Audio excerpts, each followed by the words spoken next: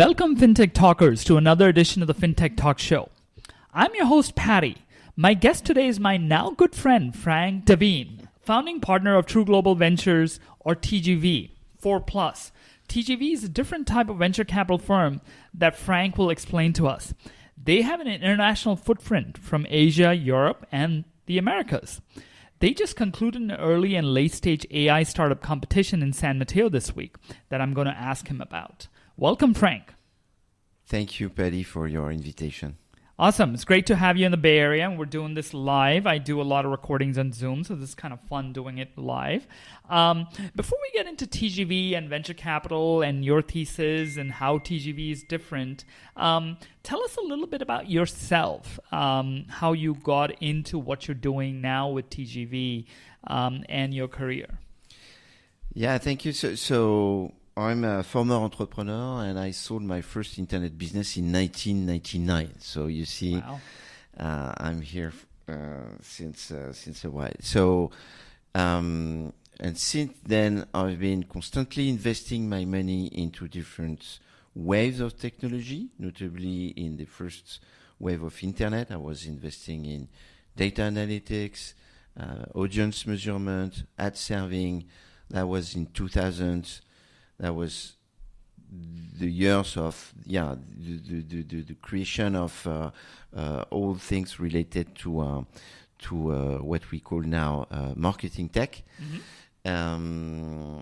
Successful enough, lucky, right timing. I got 2 IPOs, 2 trade sales from that first portfolio.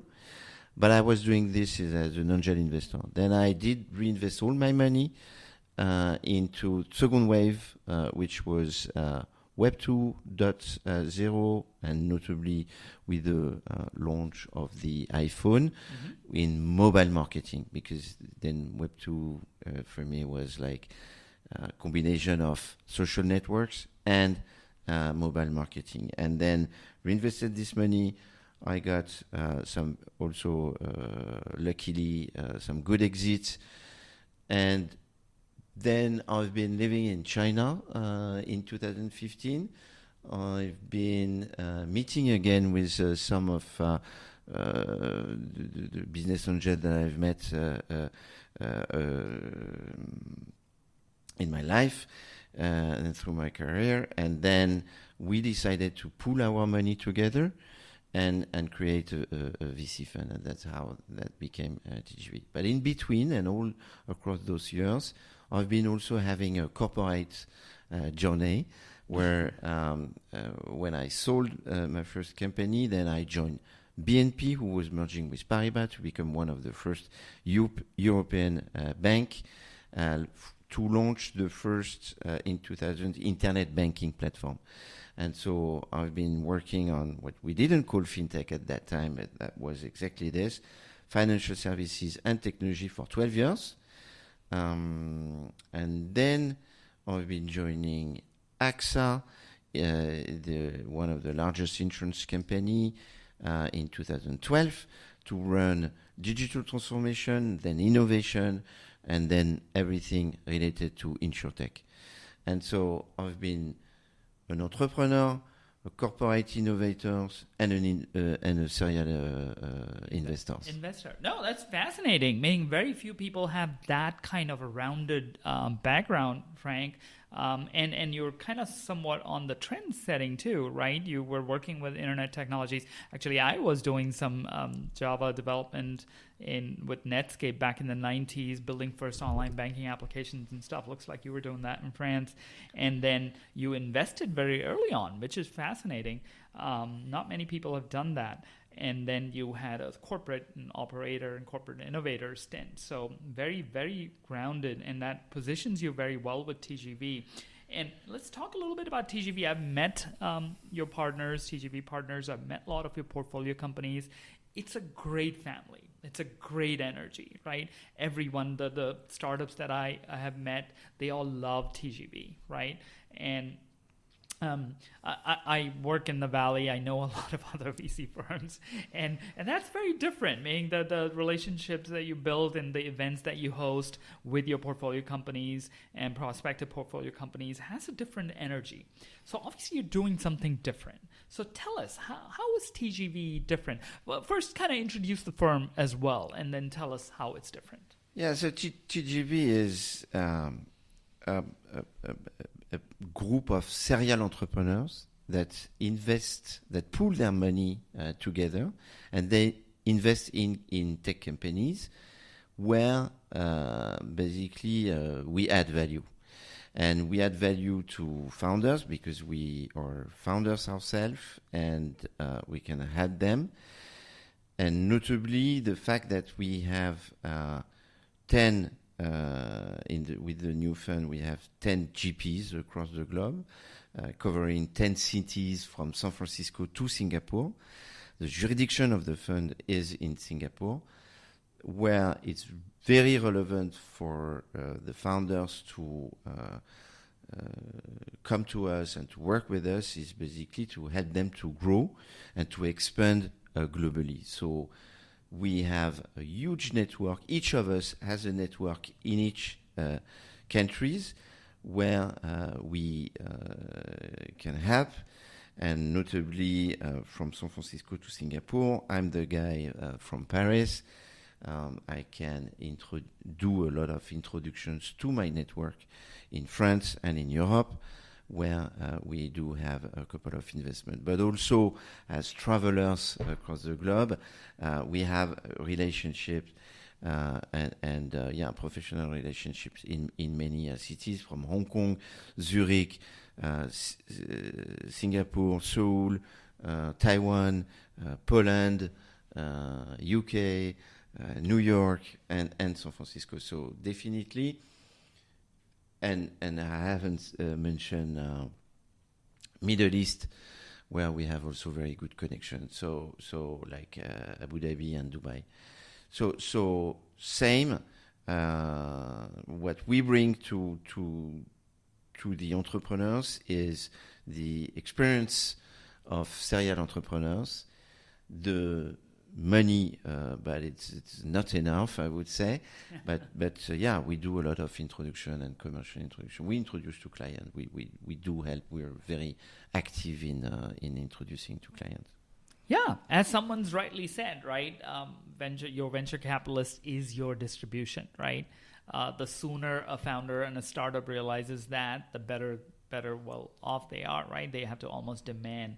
And it looks like with TGV's kind of diverse team, specifically the global aspect, right? It's very powerful because I'm kind of more based in Silicon Valley, and when we work with startups here, they have kind of more of a Silicon Valley centric view. Obviously, a lot happening here, but now the globe is growing. There are these pockets of innovation and enterprises. There's more money to be made, especially in the B2B front across the globe. So I think you have a very good niche there to help your startups.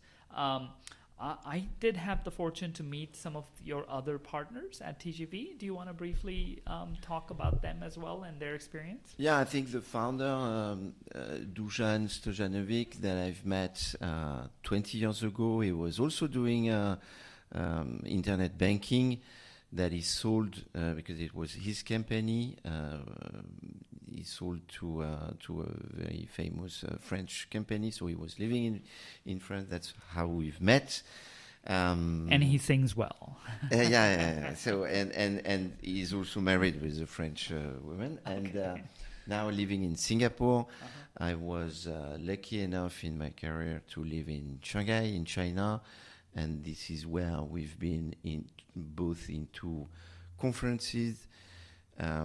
He's the founder of the Spirit of True Global Ventures. He's the founder of True Global Ventures. And we did decide together with others, GPs, to launch this TGV 4+ fund back in 2019. And that's how it started. And so, but we also have very good partner GPs. I'm thinking about Fredrik Adolfsson in Stockholm, who is very skilled at e-commerce and is very well known there. My Polish partner that you've met, Konrad Warbush, who is quite famous in the AI space. He has some lines of code in open source somewhere that everyone is using in the Silicon Valley. So each time we go to meet with the AI companies, they recognize immediately the expertise that he has. And so that helped a lot to, again, bring the maximum of energy, effort into what the founders need to focus on, getting clients, getting traction, and the funding part and the rest, the financing part is quite an easy journey, right? And Beatrice? And Beatrice, she's extraordinary. She's 29. She's been with us for the last 7 years. And she's now the CEO of the fund manager. It's all about. She said, "Okay, look, I'll take my bonus and I put all my bonus into the fund. I want to become a partner." And we said yes immediately. So she's great. That's great. And 2019, you said you formed, right? That's 5 years. 5 years, not like a big horizon in a fund's timeline, but you've had success already. You want to talk about them? Yeah, so TGV4 Plus has been set up in 2019. The first closing was in 2021 with a total of 113 million. That was already with a GP commitment of 25% of the fund was our own money. So quite big commitments at that time. So far, we have deployed 75% of this money into 16 investments. So that was an early stage fund, let's say 20% late seed, 80% Series A and onward. We did a couple of good investments, AI, some investment in blockchain. We were quite successful in blockchain, part notably. And we got a DPI of 3.42x in almost 2 years after the closing. Wow. Which when you start to distribute money to the GPs and first to our LPs,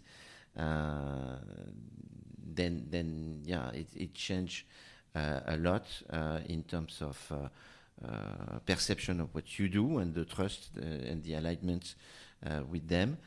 And that's so the total value, the TVPI of the fund is 8.9x, which also put us in the position of being in the top 3% for the 2021 vintage VC fund. Wow. But we took this money entirely at some point to put it into at work into the what we call the TGV Opportunity Fund, which is actually the fifth fund. And same, we have done first closing in. We've launched it in June 2022. We got a commitment of 160 million in that fund with a GP commitment of 35% of it. So again, it's 7 times more than average GP commit. And so we to even go further than just this commitment, we used to pay our own management fees. So GPs are not, there is, we are paying management fees ourselves, and then we used to work with providers for doing all the fund administration stuff. So we really focus on what we do. We have 3 investments so far, 49 million deployed, And this fund is focusing on Series B and Series C and onwards. And we invest we could invest in the selected portfolio companies, the winners of the base fund, but also opportunistically we look at other type of companies, and notably in AI. We look at companies that are having a 10 million ARR or 5 million, I would say, ARR, but with a high growth traction. And that's what we are looking for. No, fascinating. In a short time, you've established yourself great returns for your LPs, and I think we talk in terms of IRR, but you gave some very good stats, and it's only been 5 years, and the commitment's interesting, and that's very attractive to LPs too. If you're committed your own money, maybe it's attractive for LPs because they see a great alignment. Correct. With their with us, but it's also finally also very attractive with the founders. Because then they got that we put our own money into into their companies, which is very different. I mean, I see when the founders understand that we're just talking about our own money, then it's like we talk founders to founders. Yeah. So strong commitment, great performance, the distribution we talked about earlier, international distribution, especially very relevant for B2B, but even B2B2C and others. You have a very strong distribution, strong introductions, like as you said. But also, Frank, I think you've talked about this. You spot trends, like definitely blockchain, now AI, and sustainability and future of work. And sometimes you connect those trends, right? And that's a big thing. You open up markets sometimes for startups, even in the late stage like Series B and C, that they probably had not thought about. So and then there's some examples I think you have on that. In especially AI, because AI is enabling, right? Where does AI fit in? So that I think that's a strength too. You want to talk about that as well? Yeah, the fact that we have partners across the globe is definitely giving us some perspective on what works, where, when. Sometimes the tech doesn't travel that well, but in some part of the world you have more trendy topic right now with different period of time, with different timeline, and so we collect all those information together. We share this into some kind of prediction that we do every 3 to 4 years. Actually, we did that exercise in 2023, beginning of 2023, and we are exactly where we expected to be, I would say, at some point. Doesn't mean that we have all the trends, mega trends that works, but if we have one or two, that would be a success like the one we just had. But instead of just spotting trends, we are trying to understand the use cases that will work with the timeline, because it's everything has to be in the right timing, right? It's everything is about the timing. Yes, and timing so is everything. We've been, for instance, investing in with the base fund in AI in 2019, but I think we were in a AI winter at some point. It didn't work that well until 2023, where ChatGPT stuff, etc. Right, and by the way, this company across the years has to pivot in many others new things, but. So, for instance, there is one use case in which really we've been successful, and we believe it's the most interesting use case for the speed of the adoption of the technology, and notably with AI, is gaming. Gaming is one of the largest industry worldwide, 200 to 300 billion a year business generated, and it's a lot of work in AI that is there. And I'll just take an example of a company that I've seen recently doing prompt to play. So that may be the most advanced thing that you can imagine on gaming. But you say, okay, I want a race car game with 3 levels of difficulties, and you have to collect the orange and skip the banana, and then you click and you go, and you change completely the different landscape instantly. So in gaming, you can also use GenAI to generate assets, generate the game, but you can also personalize according to the behaviors of the players. There's so many areas where GenAI can bring new things in gaming. And so the speed of adoption of the industry or that kind of technology is super high speed. Yeah, no, fascinating. A great example, and I talk about, when I do my writing on AI, I talk about generative AI in entertainment. What you described is exactly that, gaming's entertainment. I talk about Genflix, which is kind of generating production shows or shows, Netflix shows on the fly. But like games and personalized, hyper-personalized games, right? That's a fascinating application, and it's a great kind of investment / trend-setting, trailblazing success story for you. I know you already talked about AI, but let's talk a little bit more about AI. It's 2024, not 2023, but AI is still in the air. And you just had a recent competition that I kind of briefly introduced earlier in San Mateo, where you brought in a lot of companies, and a lot of people applied. You brought in a short list of companies that kind of qualified for the competition. And you may invest in some of them as well. But tell us a little bit. Tell us the structure of the competition. Was it like it was both early and late stage? What were the different categories, and why did you pick those? Yeah. So initially we had.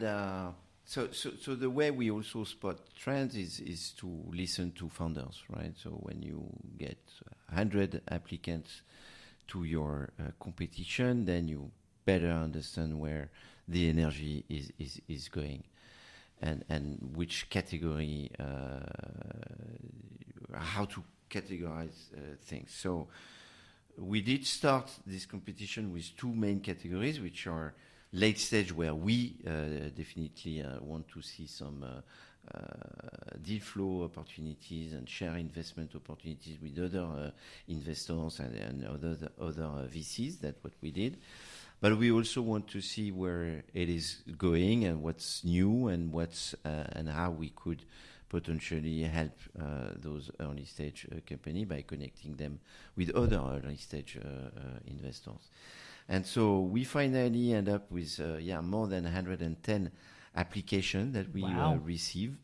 It's a collective effort, because all the 112 judges that were investors sitting on our on the jury member side were helping us to categorize, but also to look at all this with different criteria, from the team to the product to the investor to the roadmap of the company, the go-to-market, etc.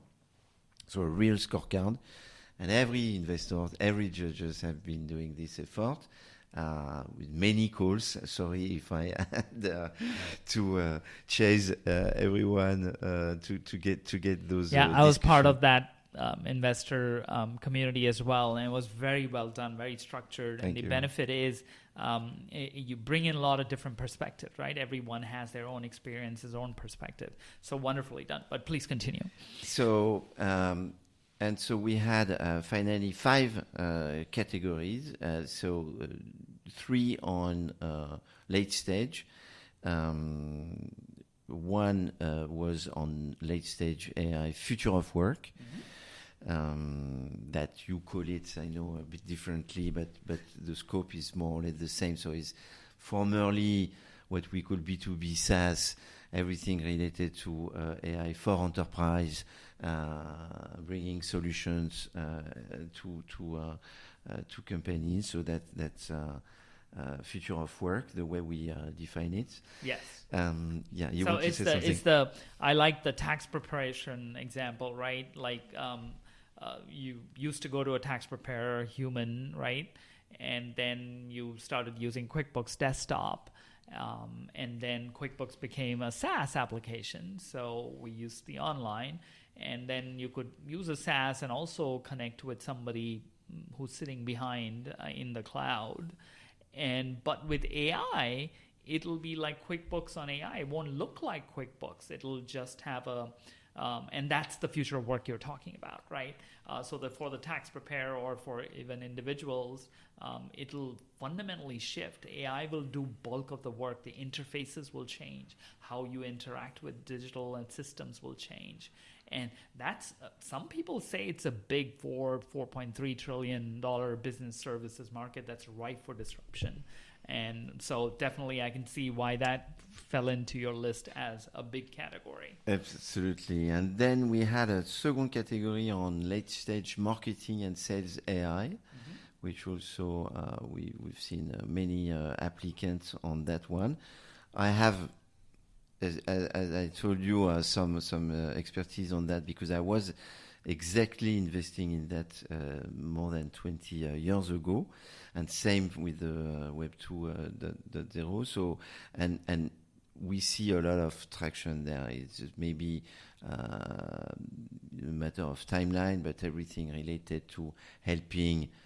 We've seen some solutions for insurance company, for instance, where agents can get help having a copilot with them, and to solutions that you can plug on top of your CRM that will become a smart CRM that is going to transact a couple of things like sending emails to the right person, capturing informations, and engaging the process of sales. So yeah, we've seen some very good companies. The winner, by the way, on that category was very interesting, and I was kind of everyone voted for them.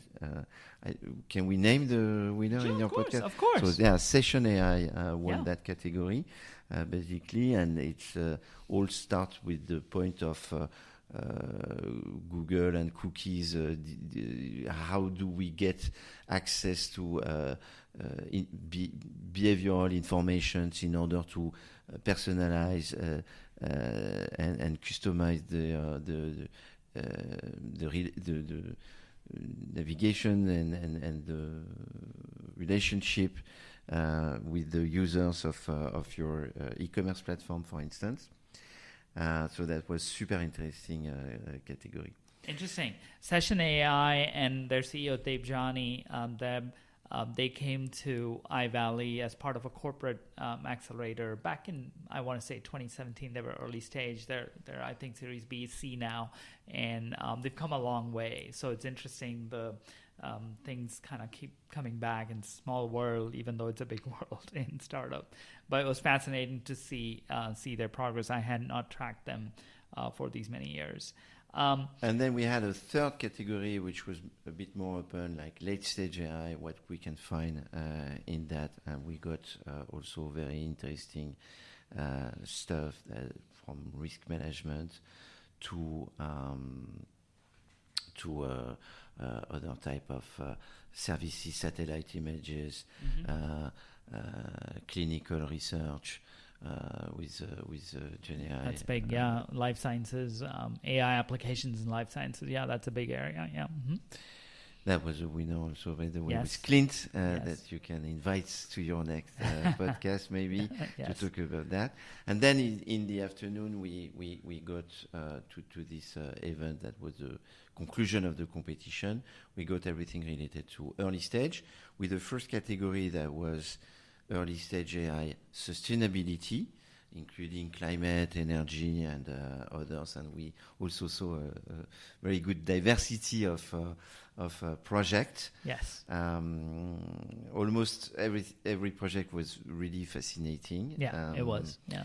And then we had another category on early stage, more open to everything to early stage. Mm-hmm. And we got a couple of applications that was also very interesting, and notably cyber, privacy, Mm-hmm. And many other things. You were actually sitting on that category. Yes. Do you have some? Can I interview you on some learnings on that category? Yeah, no, it was fascinating. I think there were some risk and compliance or cyber security and threat mitigation type or privacy of LLM data. That was one of the Canadian startups. And just enterprise AI, right? Like how to make it easier to do AI in the enterprise. So there were some good companies there, and their presentations were great. So no, overall it was fascinating, but I do want to have you prognosticate, because you said you have some expertise in sales and marketing, right? And we're seeing a lot of AI companies trying to automate, create agentic architectures for sales, for marketing, for content generations, for right from lead to onboarding, insights funnel, like the smart CRM. I think you mentioned smart CRM, right? Making CRMs more smarter. So project it out for, or let's prognosticate together. How do you see this evolving? So are CRMs in for a ripe disruption? Because it'll be an agentic CRM, and the sales force will also move into AI. Then the system requirements will be different. Not right now, but say 3 to 5 years, how do you see this evolve? Look, today I think there is a reality check at some point when you look at what, for instance, insurance agents, this is something that I know well, or people working in bank, in branch of banks. This is still very. They're still making 80% of their business with 20% of their client. That the rest of the client, they don't know, they don't dare to call. There is a lot of things that are not done yet, because lack of time or lack of. There are maximum productivity, but with that kind of tool, they can really get much more productivity and much more access to client information where they will dare to call them, right? And I think this is where it is that kind of enablers with AI or AI as an enablers of the business. They can generate much more business. So this is what I like in that category, because usually AI is perceived, notably by the big corporates, by a giga efficiency program. Yes. So they're going to get productivity, but they will reduce probably the number of people that are working on that, or that. And I see opportunities where on the other way around, where it is creating value, because it is multiplying the capacity of the people, and sales people and marketing people, they are spending a lot of money, as you know, in advertising and in promoting what they do, and sometimes not well targeted, sometimes well not. The conversion rate are still not good. There are a couple of things to be done to increase those numbers, and yeah, I mean, doing much better with the finally much less. Yeah. So it's not only, you bring an interesting point. I started thinking as you were speaking, it's not just CRM like Salesforce and others, but it's also the advertising platforms like digital, like Google and Facebook, because there's this old Silicon Valley joke, right? A good chunk of the funding that startups get, they circle back to Google AdWords and Facebook because they want to get their name out. Acquisition cost. And the acquisition cost, it's all costs related to Google ad and also you sometimes as the founders when you're pouring money into marketing, the acquisition cost is high. Pretty high. So if you think about if you draw it out, right, funnel where the VCs, the money from the VC comes to startup, but a good chunk of it, and I don't know the percentage, I think that there are some folks who've tracked as to how much of that VC funding goes, right, as an aggregate. And with what you are saying, maybe that's getting diverted to LLMs and AI payloads and whoever is it. Maybe it's the new CRM or the marketing startup, right? But it's fascinating. Thanks for sharing that view, Frank. I know we could go on and cover a lot of ground, but I think we have limited time today. So in closing, what do you want to share, Frank? Meaning, I think you offered a very compelling view of TGV and why startups should come work for you or come seek your investment and partner with you, so to speak. What in closing, what would you like to add? Well, look, I think for founders looking for preparing their Series B, that means actually preparing themselves to go abroad, maybe to go outside of the Bay. If they want to go to Europe, to Middle East, to Asia, opening up those markets, I think we're the right people and they should come to us.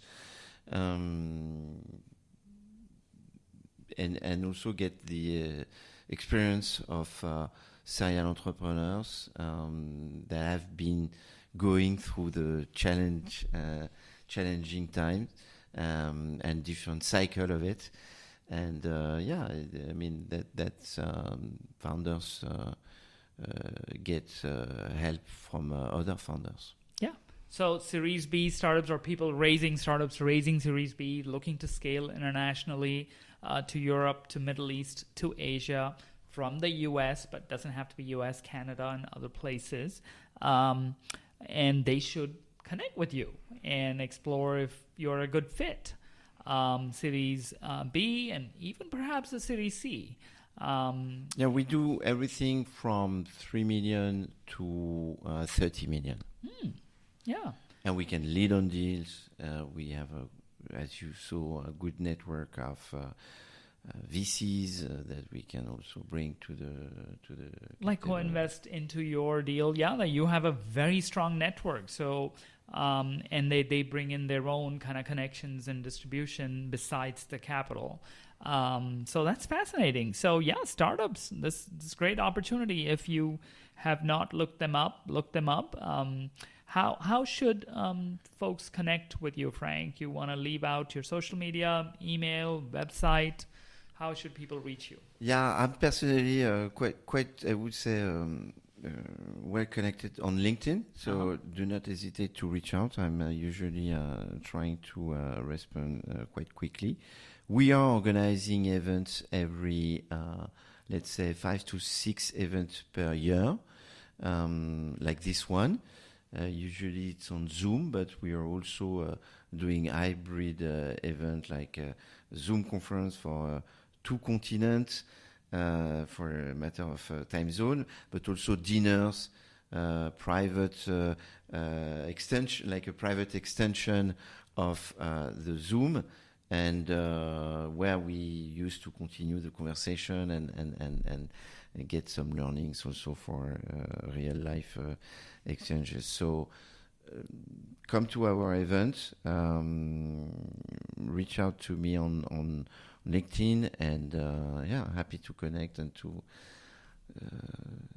look at what you're doing. Yeah, so that's Frank Desvignes. So that's FrankDesvignes.